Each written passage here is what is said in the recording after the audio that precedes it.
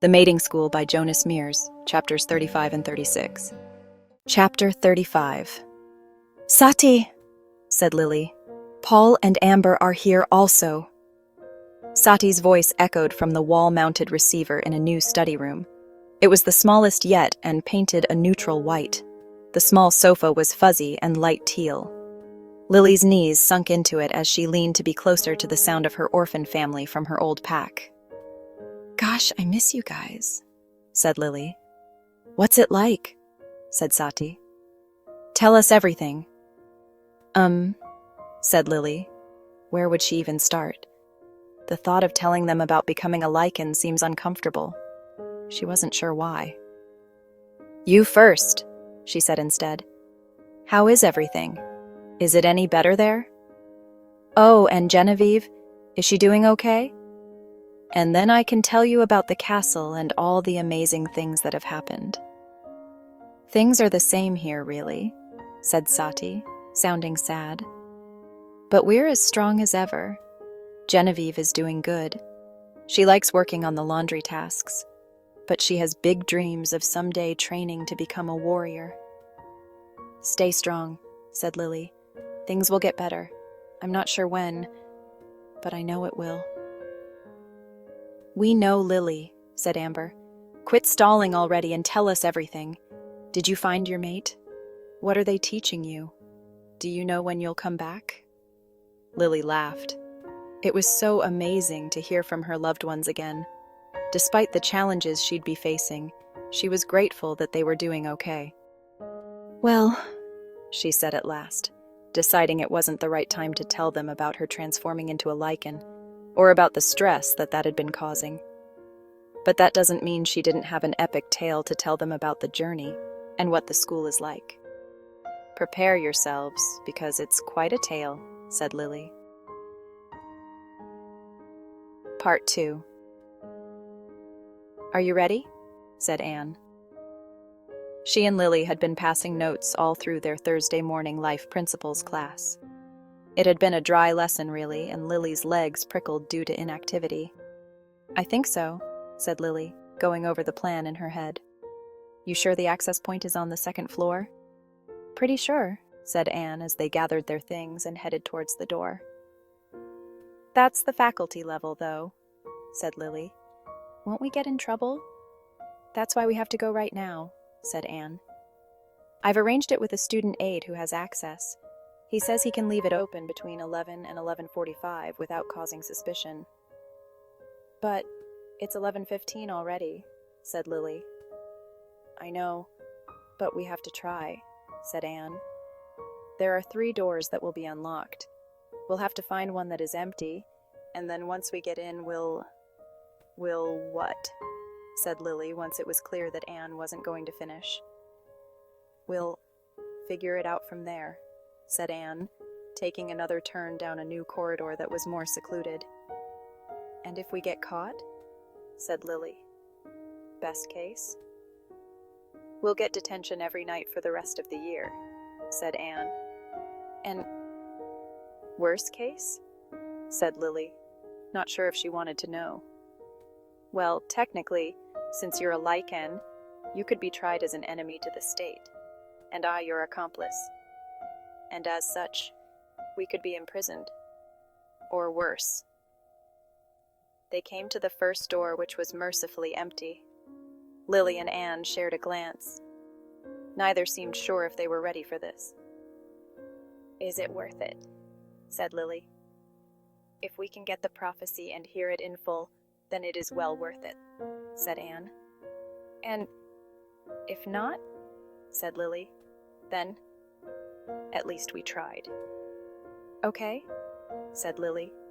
Chapter 36. Okay, say it again, said Lily with a pen poised over the dry erase board in a 4th-floor study room. Just the first part. I don't write very fast. The lichen transformed in 54. She will settle the untold score. The pen squeaked a bit as she wrote. Okay, 54, 3rd year and 54? That would be this year? It's got to be, said Anne. Lily's blood ran cold. So far as she knew, only she or Christy fell into that category. Surely there could be other lichens transformed this year outside of the school, said Lily. It's unlikely, said Anne. You remember Christy transformed outside of school and she hurt all those people in her pack when she lost control. Did she? I thought that was just a rumor, said Lily. I didn't know that. Why didn't you tell me?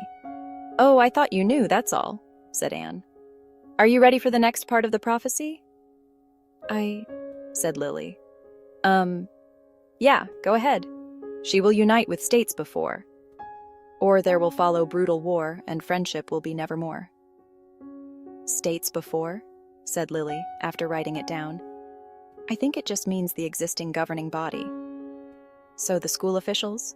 Said Lily. Seems so, said Anne. I'm not sure what friendship it's referring to, though.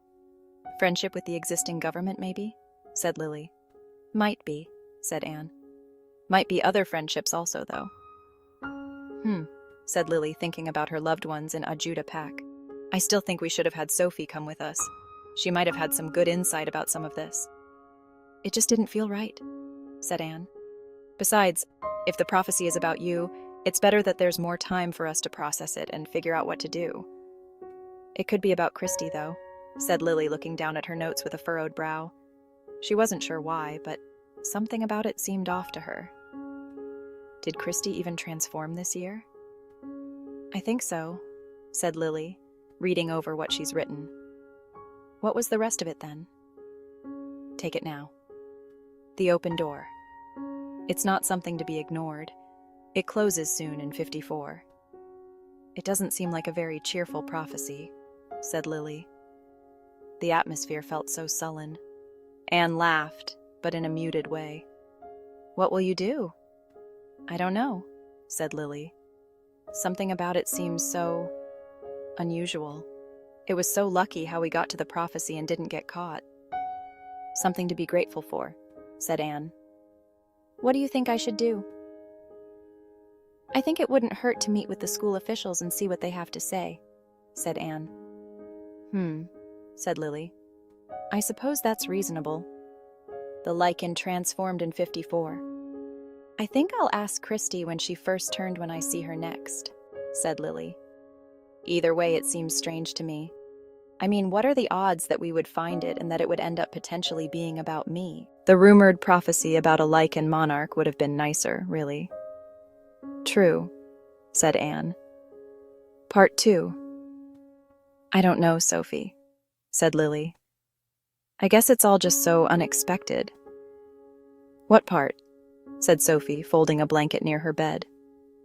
Just the prophecy, I guess, said Lily, who was sitting on her bed with a notebook open, as if writing her thoughts down would give her the answers she needed. You sure it even pertains to you? Said Sophie. As sure as I can be, said Lily. I talked to Christy, and she transformed in 53. She said she'd been struggling for nearly a year with her increasing powers and didn't know about lichens at all. What will you do? Said Sophie. I don't know, said Lily. I feel like I'm so young still, and for so long, I wasn't even seen. And now it's so much so fast, and to think of going to talk to those who rule the shifter population, and what do I even have to talk to them about? Maybe you just need to go and hear what they have to say, said Sophie. Show them that you're friendly and that you don't want to overthrow them or something silly. They have no reason to not think me friendly, though, said Lily.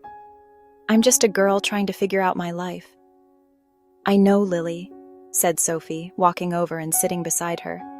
But I think that you'll grow to be a lot more than that. I'm sure of it. I've seen you grow so much already. And maybe this prophecy is just to cue you to go lay some kind of foundation with the existing ruling officials. And maybe that way you can have more time to figure out where you need to go from here. I suppose you're right, said Lily. Anne seems to think I should go. I'm not sure why I feel so uneasy about the idea, but I suppose I'd better face the unknown sooner rather than later. Do you know how to contact them? Anne has some links with them.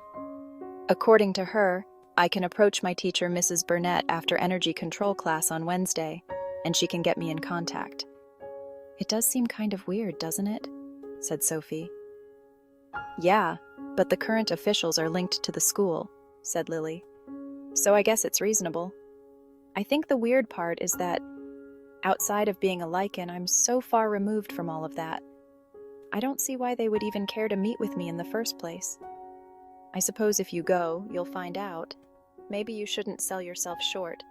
Who's to say you wouldn't be invaluable to them? Lily's cheeks warmed, and she couldn't help but laugh. If anyone's invaluable, it's you, Sophie. Sophie's arm was so warm and friendly as they hugged. Time slowed down, and for a moment, the weight of what Lily had to face tomorrow didn't seem quite so heavy.